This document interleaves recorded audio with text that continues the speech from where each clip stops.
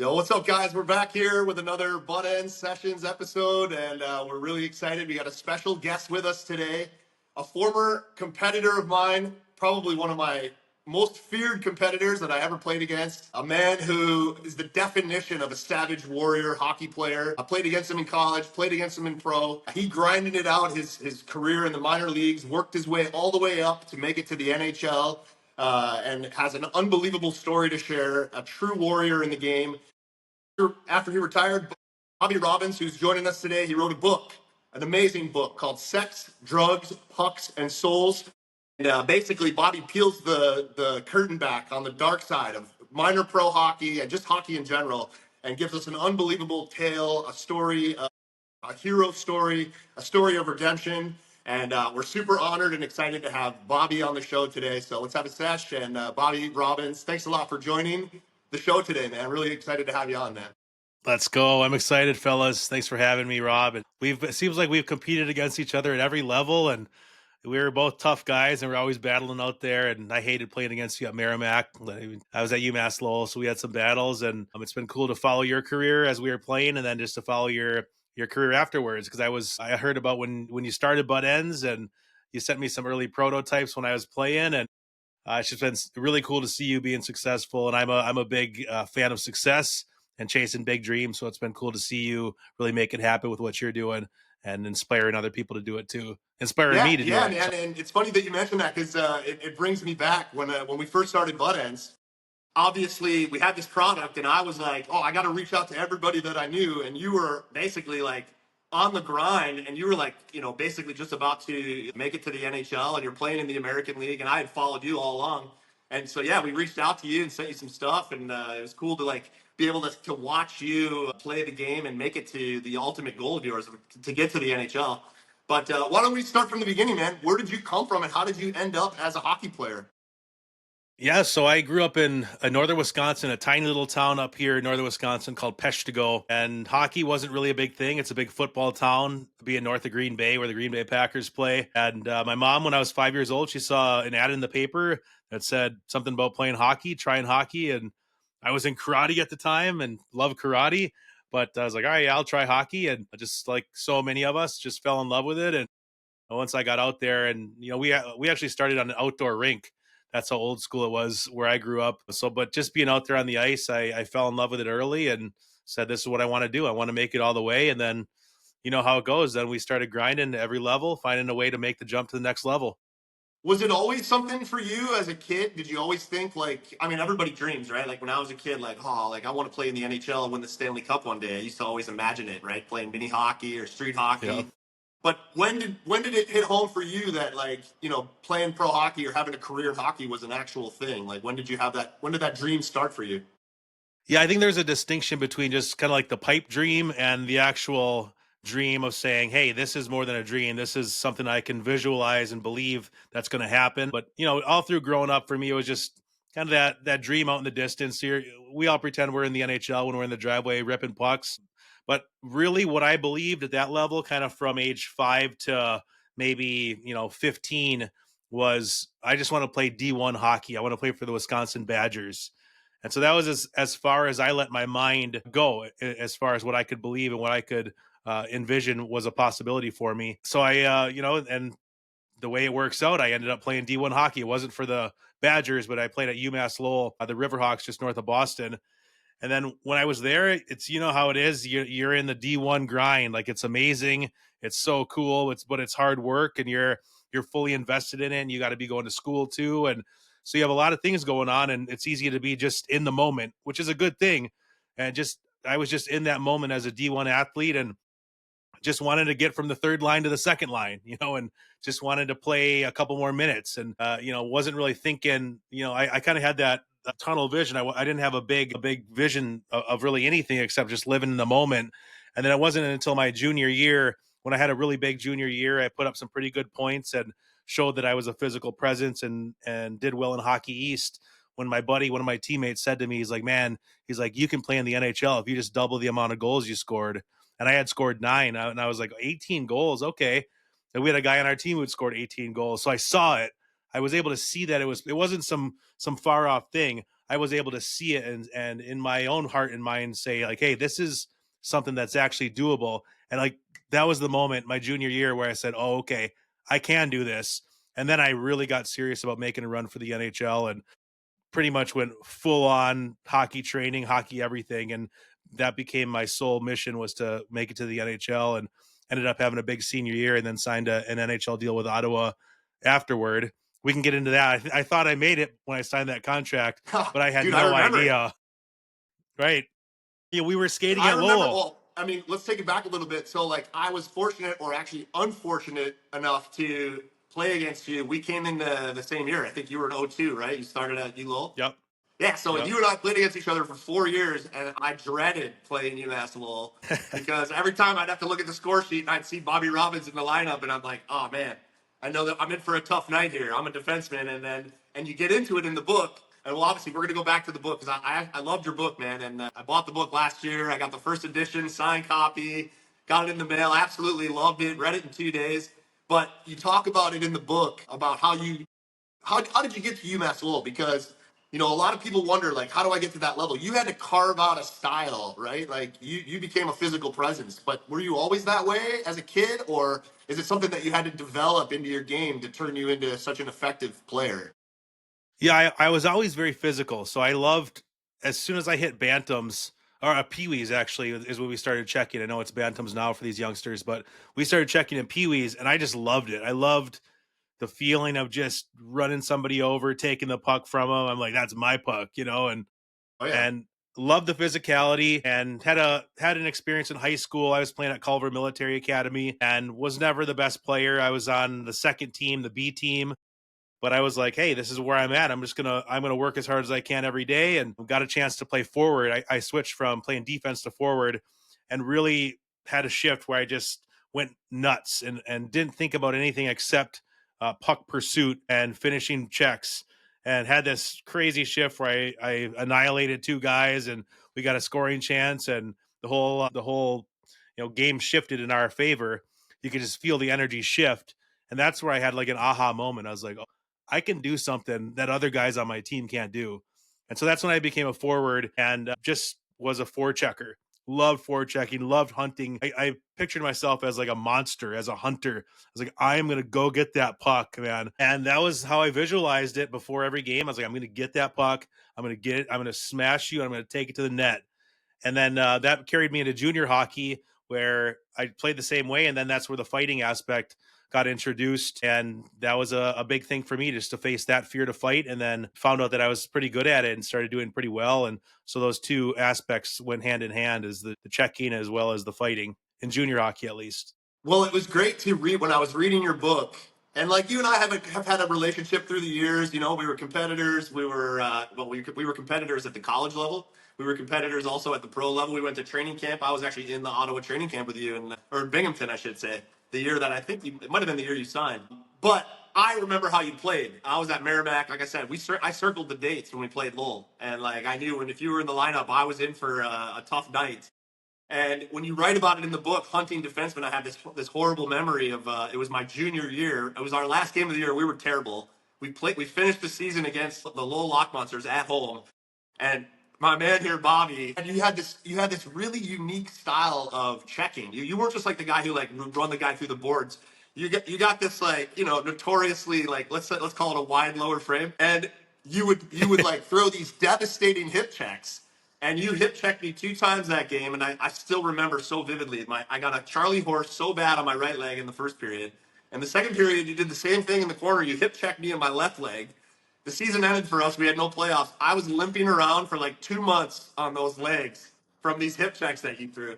So then I'm reading your Oh, I'm book, and so you're sorry. talking about this savage mentality that you were almost foaming at the mouth when you would go into the corners and try to check defensemen. And I'm like, oh my gosh, like I had like PTSD like reading about it. So was that something that you knew right away? Like when you're playing junior and you're playing that physical style, did you have tons of offers to come play college hockey, or was it? How did you end up at Lowell? No, it wasn't like that at all for me. For me, it was just a slow grind. Seemed like every day. And I developed a mentality early on where I discovered where, I kind of looked around at my teammates and I assessed where I was at. I was like, okay, I'm kind of middle of the pack skill wise. I'm, ahead of the pack physicality wise. So I'm going to combine these things and just kind of work on the things that I'm good at, work on my strengths as well as work on my weaknesses, which for me was skating was a big thing I needed to work on, and just physicality, like getting in the gym. Back in those days, it was like bench press and curls, and that was it. Right. So actually, just learning how to train hockey wise and just getting better every day. So I mean, I started at like a tier 3 team in Montana. Back in those days, it was called the America West Hockey League, the AWHL. It was known as a real tough league, like a fighting league. And I went there as an 18-year-old young man and just had no idea about anything. And but I do the one thing I did know is I was just going to bring it every day. And so that mentality, got me in the lineup. It got me in the corners, mucking and grinding. It got me in a few fights, but it got me to just play really good hockey every single day. And we ended up having an amazing team that year. We won the championship, and then I should say before this, I got cut from 4 or 5 junior teams. Tried out in the USHL, tried out in the North American League. So that's something I really want to instill in young players is you just got to keep knocking at that door. You got to keep grinding. If you really mean it, if you really, if you're really serious about climbing the hockey ladder and making it happen, you can't go to a tryout and get cut and then fold it in and say, well, that's it. Maybe it's not my destiny. I think there is something about making your destiny happen, and those are little lessons that I learned over the years. I knew it was my destiny, but the door kept closing. But I was like, I don't care. I'm going to keep going. I'm going to keep going. And so I finally made that team in the AWHL, which, like, on the grand scheme of things, was like 3 tiers down from where everybody wants to be in the USHL. But I just knew it. Like, this is where I'm at. This is where I've been planted. I'm going to bloom where I'm planted, and I'm going to get better every single day. And then, I did personally, and then as a team, we were successful. We won the championship. And I say in the book, when you win championships, you get jobs. And that I signed a tender in the USHL with Tri City. So I made that jump, but then it was the same thing. I was like, all right, I'm going to assess where I'm at. I'm probably say I was always kind of middle of the pack. I'm not the worst guy on the team. I'm not the best guy. I'm big. I'm physical. Skill wise, I'm kind of middle of the pack. Skating, middle of the pack. What are the invisible things, the intangibles that I can bring every single day, and to make my stock rise. And so I found out how to do that. And so it was the dirty work. It was checking. It was maybe having to fight a tough guy. But it wasn't just that. It was little things of being a good teammate, being positive, and just having the right mentality. And kind of learned how to be a player in the USHL uh, halfway through my year. Didn't have any college conversations. I was watching all my buddies sign, and like, man, no, is this not going to happen for me? And I had a meeting with my coach one day, and he said, don't try and be an idiot out there, and focus on being a goon and fighting and flexing your muscle. Just play hockey, play hard nosed hockey. And so that's when something shifted in me, and I was like, I'm just going to bring it, play hockey, and if a fight happens, it happens. And then the last half of my USHL year, I put up some points, and then that's where I started to get some college interest. And I had about 3 or 4 teams who were interested in me, and but Lowell was in the best league in Hockey East. I had some CHL offers, but yeah, Lowell offered me a 40% scholarship and said, "Hey, we want you to come here, and you can work your way up." And that was it. I came in as a freshman, as a healthy scratch the first 6 games, and literally worked my way up to, being the leading scorer and the captain after 4 years, and then leaving school early to the American League. So I think for anybody listening, just an encouragement that doesn't matter where you're at now. Like, what matters is how your mentality of where you're at now, and having that vision in your mind of where you're going to be. So yeah, you and I had a very similar, it sounds like, path to Hockey East. We ended up playing against each other. I did the same thing, man. Graduated high school with no offers. Went to a bunch of camps, got cut, grinded it out in junior B, then made a junior A, and finally got to Merrimack, and then ended up playing against you for 4 years, and then in pro as well. But the title of your book is Sex, Drugs, Pucks, and Souls, and you talk a lot about the parts of hockey and the parts of life that affected you maybe negatively with drugs and partying and sex addictions. Talk a little bit about that, and how did you? Because I mean, you're a disciplined guy. You ended up, you worked your way all the way to get a scholarship to play Division 1 hockey, but at the same time, you had this dark side, and this maybe problem with substance abuse. So how did the substance abuse enter your life, and how did it affect your life at that stage? Yeah, I think we all have to look at ourselves in the mirror, and the way other people perceive us. Somebody might have looked at me as a, say, a 19-year-old playing in the USHL. Like anyone, I could turn it on. I could go to an event and be a professional guy, and turn on that charm and really win the hearts of people around me and people in the community who are like, wow, what a great guy, an amazing guy. There is truth to that, but then there's a hidden side, I think, to all of us, and to me for sure. And a big part of my hidden side were those two categories, the sex and drugs. So I never really got deep into like hard drugs, but I was always addicted to something. And for me, starting with chewing tobacco, and moving on to addictions that I thought I could control. And I didn't let it get out of control, but I was like, had a hidden side to me, and loved that feeling of escape. And I think a lot of that, and now, by writing a book and having to really lay out your heart and soul and then go back and analyze your life, I see now that a lot of that substances and addictions came from just covering pain or shame that I had. And a lot of mine was in the arena of sexuality and sex. And for me, porn addiction, getting addicted to pornography early. And so I'm just a big proponent of, for young men, to just eliminate pornography. It's literally does nothing good for a man, and especially somebody who's chasing big goals. Like, I could go over the list of the benefits of semen retention, or learning discipline by not having your nightly dopamine hit, by take instead changing that and saying, all right, I'm gonna get my dopamine tomorrow when I wake up at 6 a.m. and get to the gym and get better than my opponents. So I look back and I look at how I live my life. I'm like, man, I wish I could have done it differently. I wish I could have done it differently. And I think that's how we all live our lives, and learn and grow. And then we get this 2020 hindsight vision of how we could have been. And so now I have kids myself, and I help hockey players in their journeys. And so one of my big things, just on an athletic level, on a spiritual level, on a man level, the dangers of pornography is it's a really nasty thing. And that really got a grip on me early, and that led to a lot of problems of sexual confusion and brokenness. And I think now, looking back, I covered up those shames with addictions, with being the man, and being the life of the party, and partying like there was no tomorrow. But while there was that side of me that held it together, was a successful athlete, was well thought of in the communities, there was also a hidden side of me that I had to address eventually, which I get to in my book. And I think we everybody can relate to that, where we all have, it's kind of like the athlete. We're like, what do you do when no one's looking? Like, okay, not athletically, but what are you doing when no one's looking that is affecting you athletically, or affecting you in your life, or spiritually, or professionally? So I think just putting a glimpse on that in my life, I want to inspire people who are on their own journey. You mentioned the hero's journey. I mean, that's what my book is about. It's a hero's journey. So I know that all men out there are on a hero's journey, and I wanted to write that book that they could embrace and really see a true glimpse. But I just didn't want to write a bunch of cool stuff, or nasty stuff, or creative stuff. I wanted it to be for a purpose, so that somebody who's on their journey, maybe they don't even know they're on a journey yet, but they'll be like, today's the day I wake up. I'm on a journey, because I experienced that in my life. I was just letting life live me. And I had that moment. I snapped. I'm like, I'm doing this. I'm making it. I'm making the NHL. Period. And that's when I had that mentality. So hopefully people can learn from that and grow from that as well.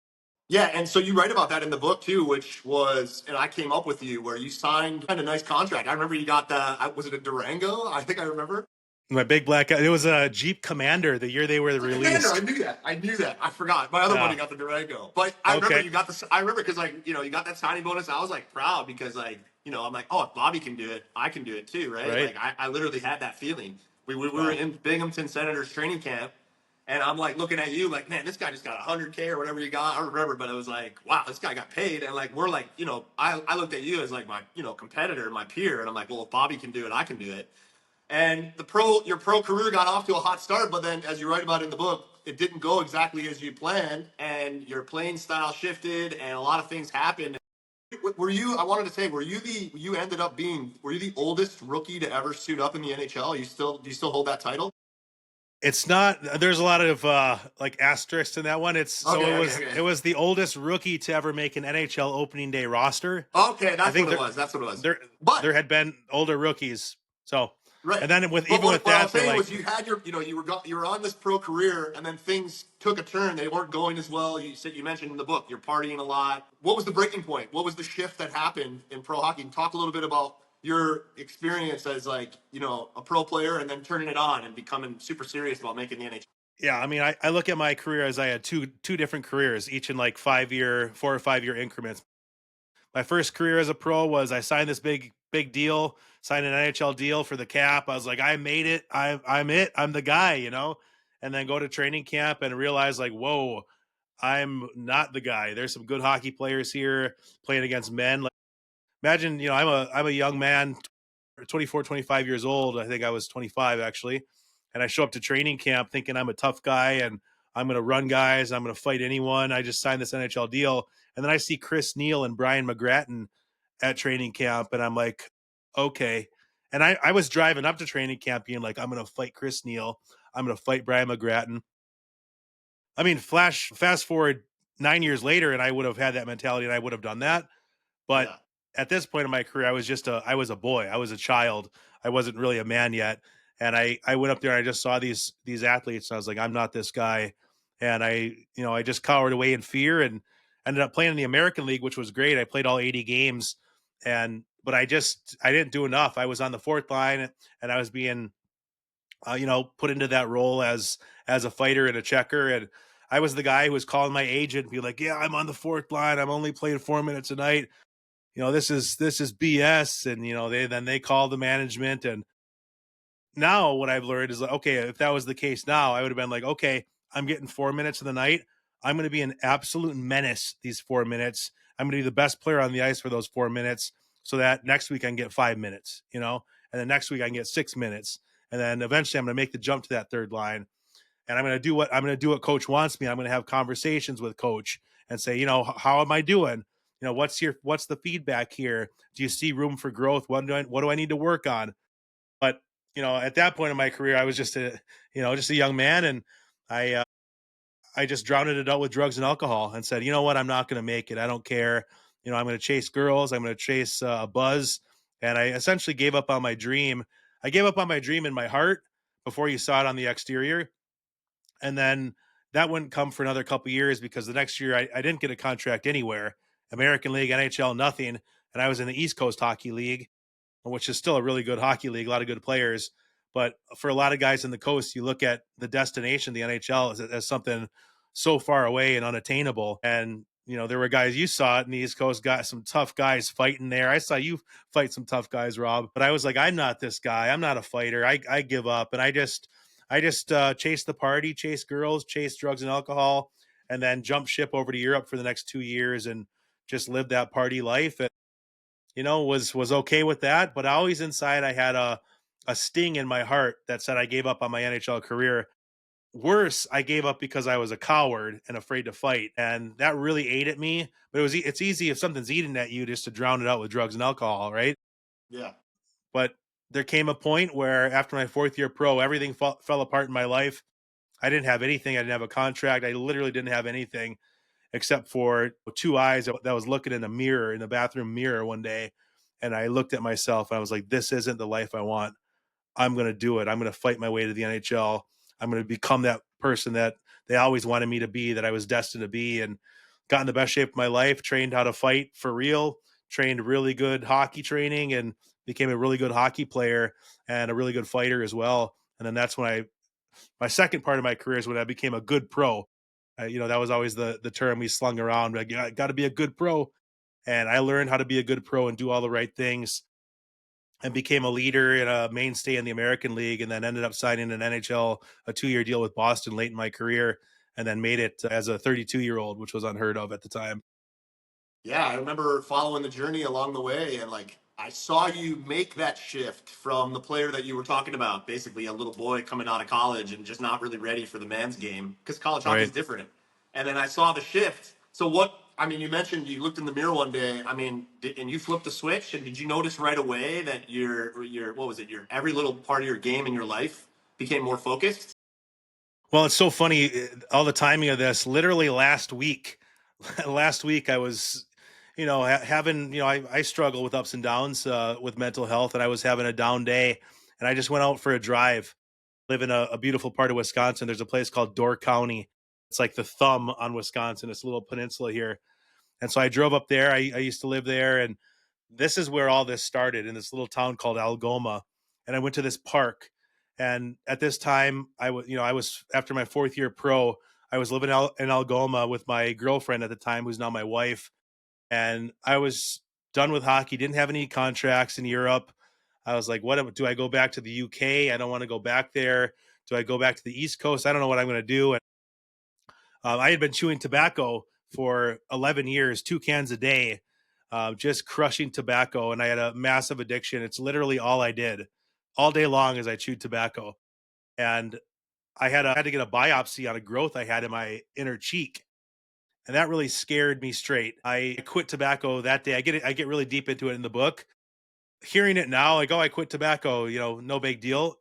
Hearing it now, but at that time, literally the claws of nicotine addiction and tobacco had me by the heart. Its claws were in me.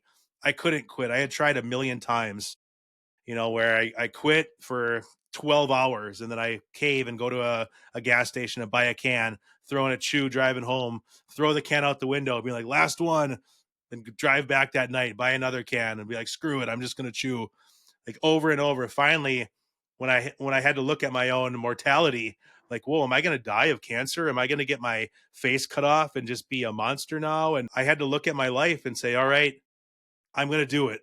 I'm going to quit. And by the grace of God is the only thing I can chalk it up to.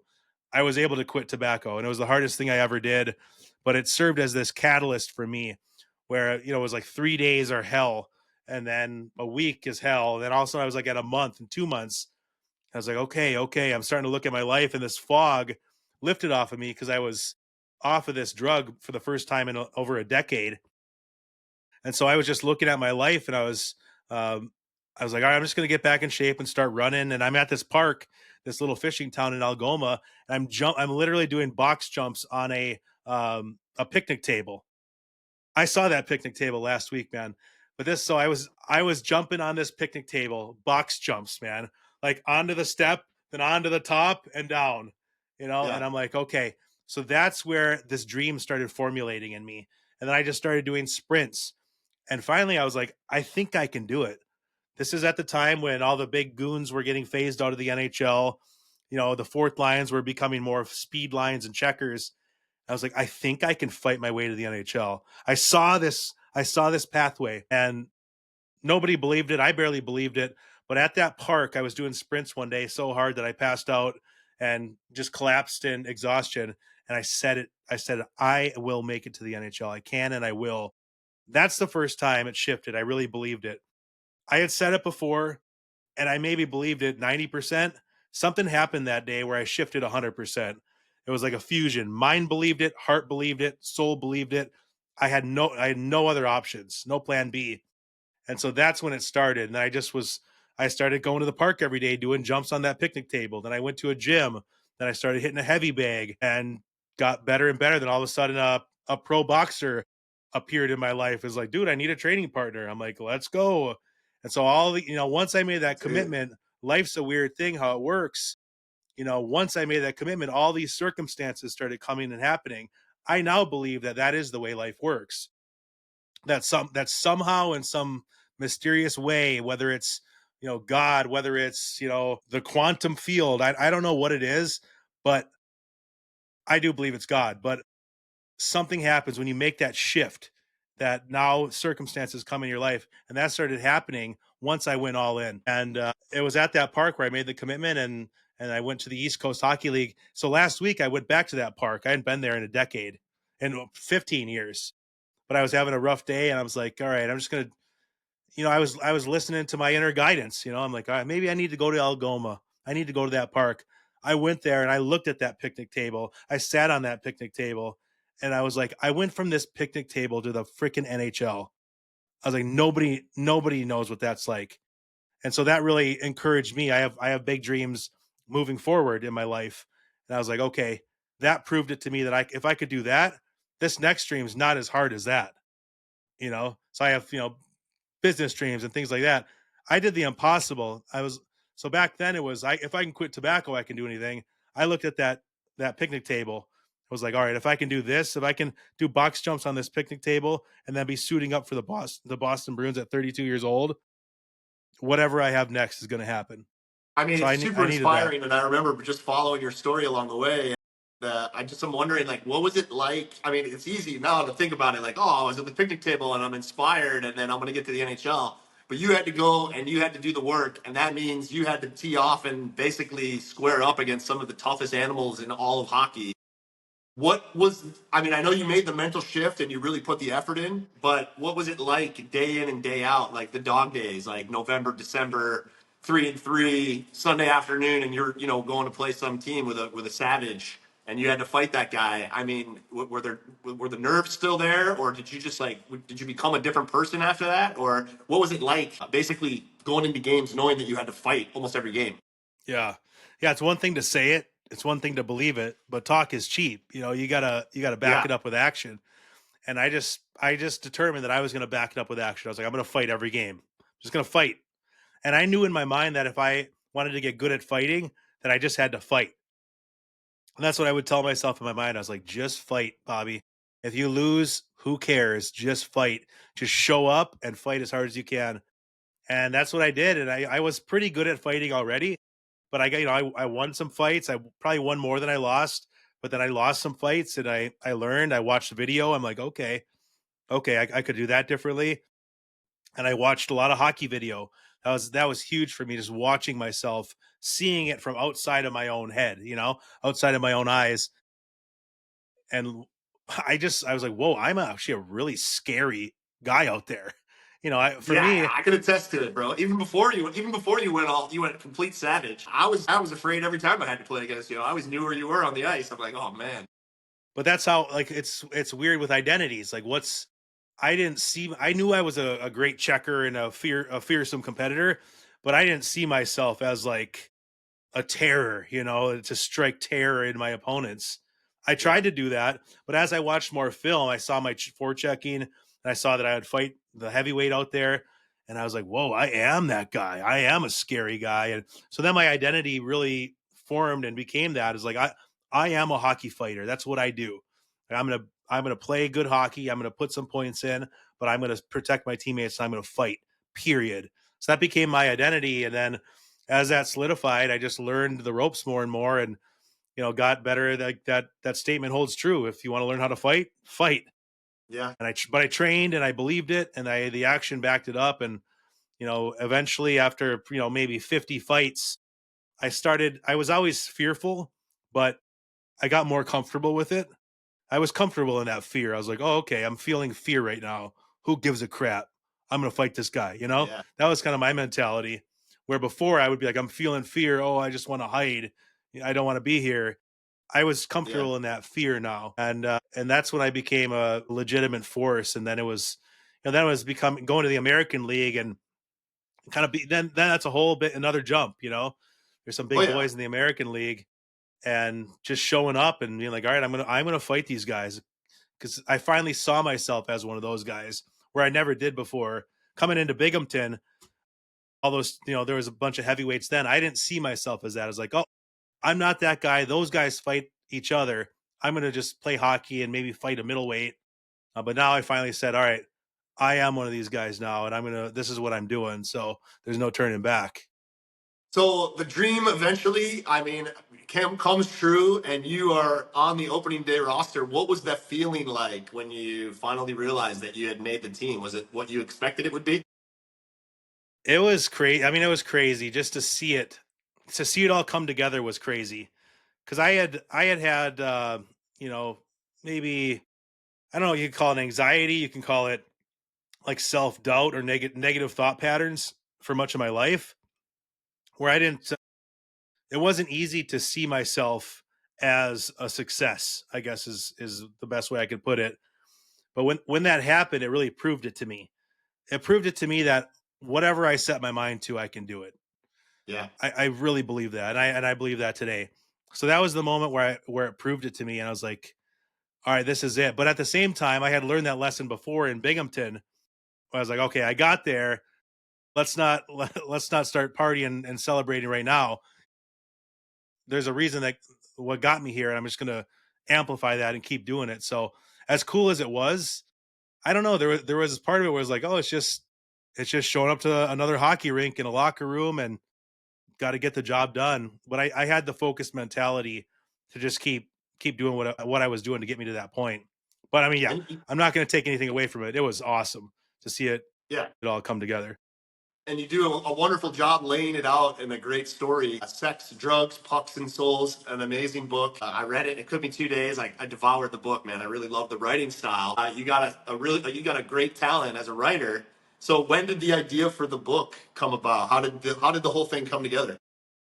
Thank you, man. I appreciate it. And I'd always been a writer. I always pictured myself as an artist. So I was playing guitar all my life, writing songs and just writing recaps. We do something for a weekend. I would write a recap of the weekend in a creative way and love to read. I just knew, like, one of those things with the hockey dream. I was like, I'm going to be a pro hockey player someday. I just knew I was going to be a writer. Like, it was a destiny thing. It's like, I want to be a writer and I want to be a pro hockey player.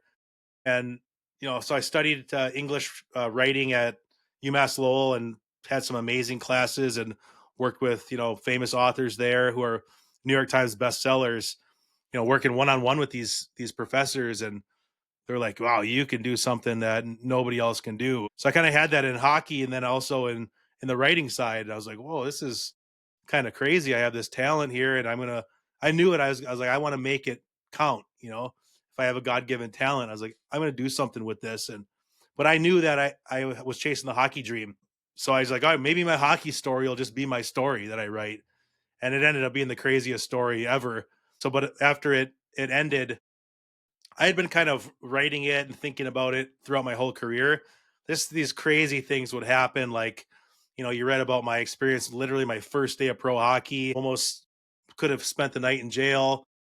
So all these really crazy stories would happen to me. I'm like, why is all this happening to me? Like, am I a magnet for this stuff? Like, what's going on here? And eventually I realized, like, I was like, oh, it's because I'm going to write a really cool story someday. But I was so focused on my hockey career, I just lived that out. And then the hockey story, what happened with my rise and my fall, and then having to claw my way back.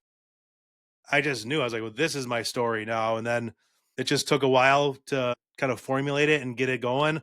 But then, same thing with my hockey career. I finally made that commitment. I said, I'm doing this. Just making that focused commitment, saying, this is what I'm doing now. And then I spent the next couple of years putting pen to paper and just extracting those sentences in a creative way. And then it slowly, word by word, it started to form. And all of a sudden I was like, whoa, I got a book. It's done. Like, this is a real book. Just to see it come together. Same kind of feeling. I wasn't like, a lot of people get a box of books sent to you and they're like, this is, wow, this feeling, I'm going to cry. I looked at it, I was like, okay, I got to sell this thing now. Like, this is, what's the next book? I want to keep going. So it was great to see it come together. But I mean, I have some big dreams of putting out a body of work into the world here before I die, and hopefully at 120 years old. But I Yeah, have yeah, I a hear you, man. Right on. Well, yeah, like I said, the book for me, I loved it. Got first edition hardback right when it came yes, out. sir. Wrote me a nice note in there as well, and it was cool to read your story. And obviously, for me, I was super enthralled because I'd been a competitor of yours for only not only in college but also the first couple of years of pro hockey. We had that playoff series which you wrote about in there as Oh well yeah, with Elmira legendary. Redding, which is still probably one of my favorite hockey playing memories of my life. As well, for sure as a pro, that series was unbelievable, and it's cool to read about it in the book. How do you hope the book impacts players and fans? Yeah, I want my book to for somebody to read my book and say, wow, that dude didn't hold back. Bobby Robbins didn't hold back. And then for them to put the connection together and say, you know what, come to think of it, when I watched him play, he didn't hold back either. So I wanted it to just be a raw expression. That's how I viewed my hockey playing, my career is I just, I had my heart on my sleeve. I'm like, here's what I got. I can skate really fast up and down. I might not be the best guy out here, but I'm gonna go as hard as I can, and I'm gonna lay it all on the line. Heart, balls exposed, everything. And so that moved into my literary expression.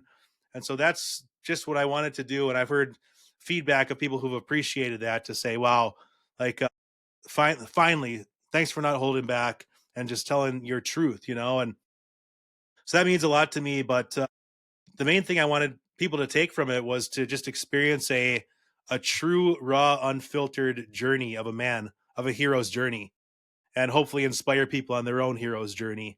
Because, man, it's easy to get lost and to get trapped and to not even realize that you have an opportunity to be on a hero's journey. And so I really want to encourage people, especially hockey players, but anybody who's chasing a big dream, to write down that dream and figure out how to go for it. Because I really believe that whatever you can, envision in your mind, and what the mind can conceive and believe the mind can achieve. I really believe that. I And so I think want too, to what you said. Oh, sorry, man. I didn't mean to cut go you ahead. off. What I was building on was when you said when bad things are happening to you, whether it's in your career or your life, those are the things that are going to make your story interesting. Overcoming the obstacles like you have so well in the book, especially, that's what makes the story fun to read and like for people to want to engage with it. So I think you're spot on there. Yeah, for sure. Like that's a mindset shift of, if you see something as bad or negative, or say you get hurt, as hockey players, we deal with injury. You know, you can sit there if you hurt your arm and let it get you, and you become depressed and start drinking, and that could destroy you. Or do you say, okay, this is an opportunity for me to watch my body heal, to grow more confident in my body's ability to heal and come back even stronger, and and to look at that negative thing as a good thing. And so one thing we say in our family now is, it's all good. You don't remember that saying? Oh, it's all good. It's all good. But we're saying, like, hey, it's all good. Whatever it is, I might think it's awful or terrible, but I trust that this is good. This is developing me. This is developing me on my journey here, on my hero's journey. And so as people hear my story, they can hear just some terrible things and awful things and really good things and everything in between. But if you look at it like, okay, something might have looked bad at the time, but it served a purpose, a greater purpose on that man's journey. So man, I love that mentality of it's all good, and looking at everything as a learning experience, whether it's good or bad, shifting that mindset, and then you're unbreakable. Heck yeah, man. That's great advice. So another question for you. How long did it take you, like start to finish, to write the book? Is it something that you've been working on for years, or did you just sit down pen to paper? And then a follow-up question, if you don't mind. Can you talk a little bit about your writing? Like, how do you write? You write mornings? Do you type? Do you handwrite? Talk a little bit about your writing Yeah. style. So start to finish, the book was about a 7-year process. After my career ended in 2014-15, I sat down for maybe about a year and I put down about 100,000 words. And I wasn't in a good place. I was still recovering from a concussion and a mental collapse that ended up being the end of my career. I was self-medicating on drugs and alcohol. I was drinking, using marijuana, but I was self-medicating, but I was also using that as the creative process. Where I loved reading guys like Hunter Thompson and all these madman writers, and I was like, that's what I'm gonna be. So I would be using drugs and alcohol. And then you ask about my writing style. I had this stream of consciousness style that I would do. I have a little keyboard, and I would just write with my eyes closed. So I would type as fast as I could with my eyes closed, without any thinking, without any judgment on what I was writing, and just get it all out there in 5,000 word segments. So Yeah. I'd write down, like, I'm going to write until I get 5,000 words. And so I had about 100,000 words of madness, really. And a lot of that madness, some of the wild scenes in the book come from that expression. So that was like right after my career ended. And then I it just kind of sat in a drawer. I got involved in a sports ministry. I coached a year in Spain. So all the while I was like, oh, I got this book. I'm going to write it. I'm going to write it. But it just sat in a drawer, about 100,000 words. And then I was working at a high school, actually mentoring young men, hockey players, just in their hockey journey and their spiritual journeys. And then I just knew, I was like, I need to tell this story. I need to tell a real raw story for 20-year-old Bobby, who's sitting on a bus, has no idea about life, only cares about girls, only cares about catching a buzz, only cares about hockey, but living the life, but a lot of times feeling dead inside. And that's when I knew I was like, all right, I do have something to say. And so I moved back home to Wisconsin. We got help with our kids close to family, and I just dialed in for 2 years and started just, I mean, the hard part was weeding through those 100,000 words. I would find nuggets of gold in there, but there was also a lot of just garbage in there. So I finally had a skeleton of what I wanted to say and a few chunks here and there. And then I was just, all right, chapter one, first sentence, and just starting, kind of same process. I would do a lot of stream of consciousness writing, just letting it flow, and then go back. And I'm a heavy editor, so that's my writing process is letting it flow, stream of consciousness, which I'm able to capture very creative sentences that way because I write them without judgment or without thinking about them, and then I go back and edit them and really polish them up and hone them into like special sentences is what I try to do. Oh, So nice. 2 years. Yeah. So yeah, it was a 2 year process. Also, did you edit the book yourself completely? And also, does it self-published, or how did you get it published and created? Yeah. So I edited it myself. I probably read it like 20 times cover to cover. I Yeah. literally went word for word. It was a crazy process. I'd go word for word. I would listen to the audio recording of it as I was following along, like trying to get it perfectly with no typos or anything. And just I wanted to have a perfect expression. And then I did have a proofreader go through and proofread it. But as for editing, structure, sentences, that's all mine. The proofreader went through and I had spelled Michael Crichton's name wrong and a few things here and there, but I did my own editing and I did self publish it. So throughout this process, I learned literally how to produce a book. So I started a publishing imprint called Rotterdam Books, and I took a page out of. I'm looking at it up here right now. Is David Goggins' book "Can't Hurt Me," which is obviously a massive hit and a pretty impactful book. So he self-published his as well, and that was the inspiration for me. It's like, well, if that guy can do it, I'm going to learn this process and do it myself. And I'm kind of stubborn, and I just got down to work and I mean, I got a cover designer to make the cover for me. I formatted everything on the inside, like all the actual words. There's a great program called Vellum for any people who want to self-publish books. It's a doable process for sure. You could pay people if a bunch of thousands, $4,000 or $5,000 to do it. But I learned the process and would recommend that to somebody if they have the time and energy and insanity to do it themselves. But yeah, so that's what I did, and possibly looking to shop it around to a more of a established publisher just for the marketing and distribution. I really think this book is has something special. I'm getting a lot of feedback from people, and so I want to give it the best chance I can to give it life and to bring it to the world, to bring it to India. And I want people in India to read this book, and but that's kind of hard if I'm just selling off of BobbyRobbins.com. Uh, Based on how it's going, how sales are going, it's going good. But I have big visions for this thing, just because I think that it does have that potential as a piece of sports literature that's really never been done like this before. Oh, we'll see what happens. Any publishers out there, hit me up. Yeah, Let's there you go. go. It's like, I mean, I'll attest. I love the book. I couldn't put it down. I literally, it was a page turner, and I mean, just an absolute raw look at what it's like to be, well, your story, on the grind, coming up, playing hockey, and eventually making it to the NHL, but basically fighting your way to the top of the game, and going through a lot of struggles. You put your heart and soul out there, man. Like I was like reading it, some of the stuff that you wrote in there is it's very raw, and what was it like for you sharing such personal information with like the way that the reaction was from the community? Like what's the feeling like for you? It was scary for sure, but I had been trained through hockey fighting that when you before a hockey fight you feel that fear, Yeah. and I felt the same thing. I was like, oh, I can play it safe with this book, I can go all in with this book. I can write it. I get to choose how I'm going to write this book. And at the end of the day, for me, I chose to write this book for the savages, for the boys.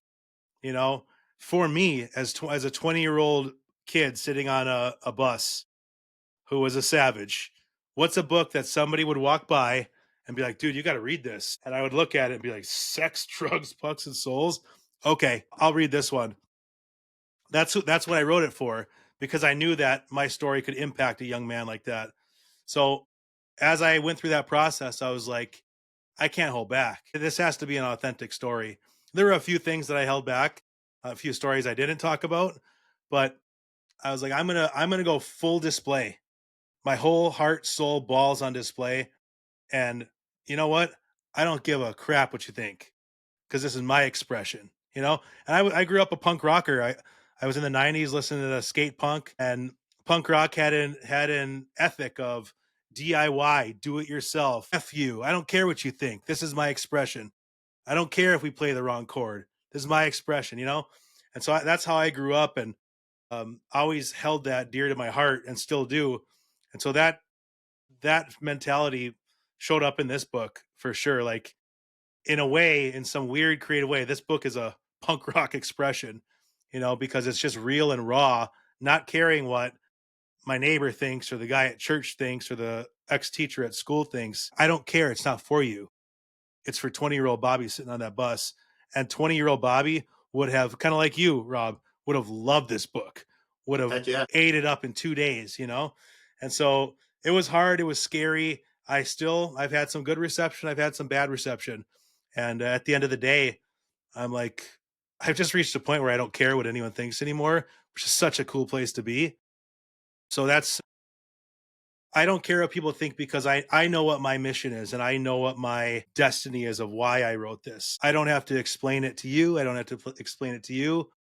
I know why I wrote this book, and I did it to the best of my ability. And so I just want to give it wings now and let it fly, and let it have as big of impact as it's going to have. Well, right on, man. I loved it. Sex, Drugs, Pucks, and Souls. A Savage Memoir by Bobby Robbins. I Savage. couldn't recommend it enough, man. I appreciate you hooking me up with the signed copy. And like I said, I read it, and it took me a couple days to read it. Page turner for, I swear, for any hockey player. You want a great hockey story and just a life story. I think it'd be great for, like you said, 20-year-old Bobby or 20-year-old Robbie to pick that book up. Maybe I would have made some different decisions as well, like some of the things, some of the choices I made, and some of the choices obviously that you made. So what's next? What's on your for your future creative writing projects? Do you have other stuff that you've thought about? Yeah, so I have a few books down the line here, but right now I've been putting a lot of effort into. I actually am dropping a kind of a online hockey training academy. It's called Manifest Hockey. So Manifest Hockey is essentially me as a guy who made it. I found out how to make it. If I was telling my son how to make it, if I was telling 20-year-old me how to make it, here's what I'd tell you. Here's the advice I'd give. And, it's a no fluff kind of a training module. And, essentially that word, manifest hockey, that means to make it happen. Hopefully to inspire young hockey players, old hockey players, parents of hockey players to say, hey, here's a glimpse of a guy who made it. Here's what he learned. Take people's advice.